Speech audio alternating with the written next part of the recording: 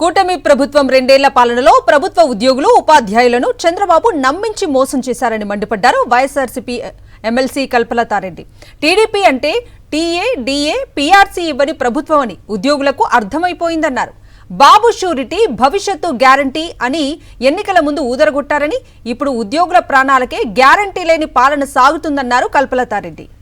ఇక్కడ ఉద్యోగస్తులందరూ అనుకునేది టీ అంటే టీఏ ఇవ్వదు, డి అంటే డిఏ ఇవ్వదు, పి అంటే పీఆర్సీ ఇవ్వదు, టీడీపీ అంటే టీఏ, డిఏ, పీఆర్సీ ఇవని ప్రభుత్వమే తెలుగుదేశం టీడీపీ ప్రభుత్వం అని ఈరోజు ఈ సందర్భంగా ఉద్యోగస్తులందరూ కూడా రాష్ట్రంలో ఆంధ్ర రాష్ట్రంలో ఉన్న ఉద్యోగస్తులందరూ కూడా ఈరోజు ఇదే అనుకుంటున్నారు.